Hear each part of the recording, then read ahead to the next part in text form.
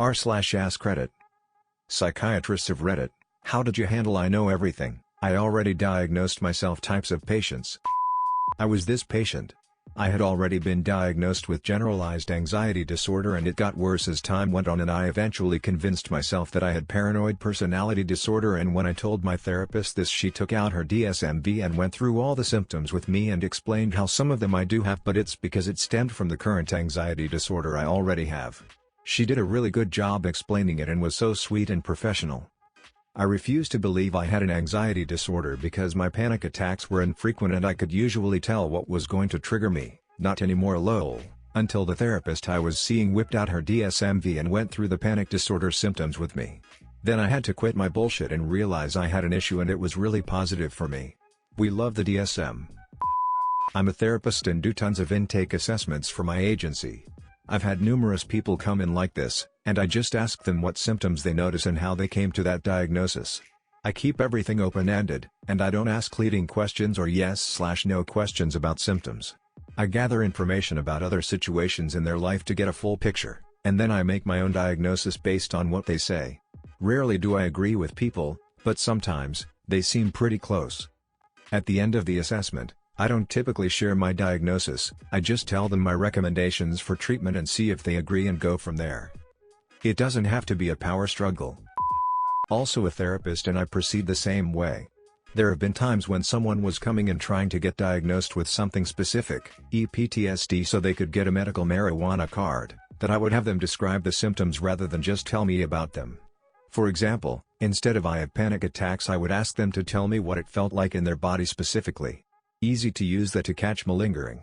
If you have the symptom you can describe it, if you don't it's obvious when just reiterating symptoms you've read online. These cases are generally the only ones where people would get testy.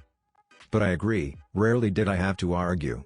When I'd come up with my DX I'd often go over it with them and explain why I went with this instead of that. But that always depends on the client. I'm a lawyer that primarily does psych work with adolescents. A couple times per year I will have a parent in front of me, firmly telling me that their child has reactive attachment disorder, and every year it has been basically the same scenario. It's an adoptive mother, usually in her late 50s, early 60s. Her child is generally 14 or 15 years old, and caught up in the maelstrom of adolescent rebellion. Sometimes there is a dad/partner, sometimes not.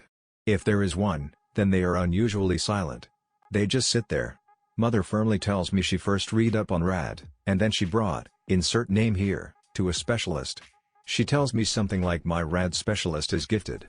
Because he knew exactly what I was going to say before I said it. This is followed by he gave me a form letter to send to my insurance company so we can start neurofeedback sessions. The text below is something I wrote last year on this very subject. As the condition is usually referred to as reactive attachment disorder, or RAD for short. It is a very real condition, but this particular diagnosis attracts countless charlatans who specialize in reactive attachment disorder. While attachment and bonding issues actually exist, these charlatans mix fact with fiction in order to obtain clients. They have honed their game down tight, as they are dealing with the same category of parents/kids again and again, usually adoptive parents who are dealing with a rebellious teenager. Generally these adoptive parents are affluent and do not have biological children of their own. They will spend the first couple of sessions essentially brainwashing the parents with piles of peer-reviewed documents. The bottom line is that the documentation is designed to answer all of the questions for insecure parents. As they are actually targeting the parents, the walls in the offices of these RAD specialists are generally covered in ersatz, fake, diplomas. While a genuine licensed clinician/psychiatrist/psychologist/therapist will consider various diagnoses, such as mood disorders or behavioral disorders, the charlatans always state that the child's problems can be traced to RAD. Their explanation of RAD takes the parents out of the equation for being responsible for the child's behaviors. Generally, blame is cast upon the evil biological parents, CPS, foster homes, etc. While genuine RAD has a rather short list of symptoms, the charlatans use their version of RAD as a catch-all. If your child takes long showers/tells lies/stays in his, or her, room with the door shut/has bad grades/uses curse words, then it's RAD. These folks were responsible for using quack rebirthing therapy on kids, such as in the article I posted. Due to bad press, they have recently changed over to new snake oil grade therapies, such as neurofeedback, which is basically the old biofeedback from the 1970s. Again, while this therapy can actually work for certain other mental health issues, it is inapplicable in RAD, save for a placebo effect. They charge crazy amounts of money per hour or per session, and are able to string along the parents for years. The more clever clinics will actually team up with a genuine licensed therapist, who is basically taking marching orders from the con artists. Sorry for the rant, these people suck. I used to be that type of patient. I was convinced that I had a panic/anxiety disorder and wouldn't accept anything else for an answer. 3 hours of roasting me later, he diagnosed me with BPD. He was cruel, but I'm not mad at him. I can't type 3 hours of arguments in a single comment, but it pretty much what I did not study psychiatry for you to come into my consult and act like you have the right to diagnose yourself. I've been here for 15 years and even I make wrong diagnoses every now and then. You do not get to pull stunts on me. If you want to pull them, find another therapist. Left his office in tears but glad that my little bubble of headassery was gone. TLDR, the key is not sugarcoating anything. A lie repeated 1,000 times does not become the truth. Don't let your patient act all nonchalant and simply smack them with the good old truth. I'm a master's level therapist. A lot of doctors get into pissing matches with clients trying to convince them of their diagnosis.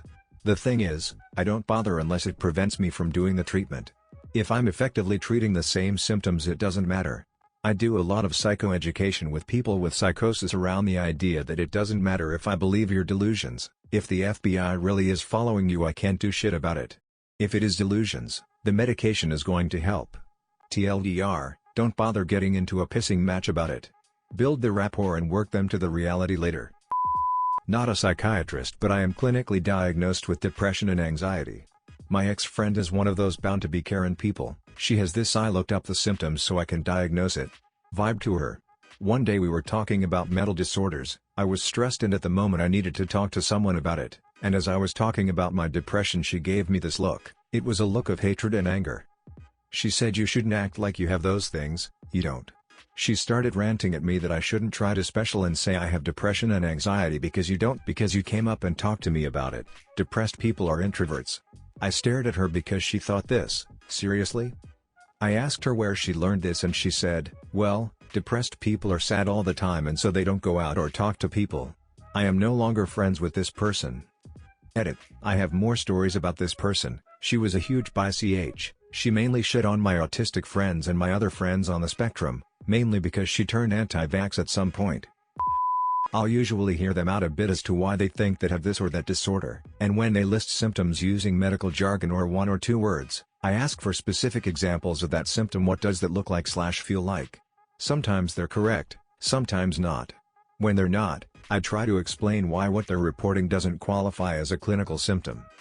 For example, I had a PT who thought that she had bipolar disorder with both manic and depressive episodes, and rattled off the whole list of symptoms: decreased need for sleep, increased energy and productivity, etc. When I asked her what that looked like, she described decreased need for sleep as going for periods of time only needing 8 to 9 hours of sleep instead of 10 to 14. She described increased energy/productivity as being able to get out of bed, do laundry, and run errands. She didn't have bipolar disorder, she had depression, and was describing her baseline function between episodes as being manic because she didn't understand the clinical meaning of phrases like decreased need for sleep. Most members of the general public don't understand what moderate to severe mental illness looks like because they rarely see it, and it isn't portrayed realistically in movies and TV shows. There also isn't a great understanding of what makes something significant clinically. That's okay, medical training isn't something I expect people to have, and in cases like the one above, the individual had good intentions and just didn't understand the quality of diagnostic criteria past face value. The danger comes when an individual is intentionally exaggerating, feigning, or repressing symptoms in order to get/avoid a specific diagnosis. I don't want to assist in this behavior, which is why when I describe to a PT why their particular presentation doesn't fit a diagnosis, I have to be very careful not to unintentionally give them a how-to on faking an illness. It's the same for any medical field where a PT comes in looking for a specific outcome. Neurologists have to be careful in explaining why a PT's presentation doesn't fit what a seizure would actually look like, because next thing you know the PT would be doing exactly what the doc told them. Family med docs evaluating a PT for disability might have to be careful how they explain why a PT doesn't fit a certain injury, because it's going to give them ideas on how they can make their presentation more believable. That's one of the silver linings behind the inaccurate portrayal of things like mental illness/psychosis on TV and in movies. You can tell pretty easily when someone is trying to fake it by emulating a character they saw in TV. Fake it.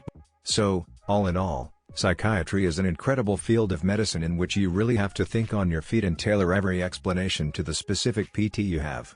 You definitely see this in other fields, too, but when your PT population is almost entirely made up of individuals with mental illness who may or may not be stable, every interaction involves a different dance, and you have to be very careful with how you approach every discussion of symptoms. It's pretty neat. I'd love it if you liked and subscribed.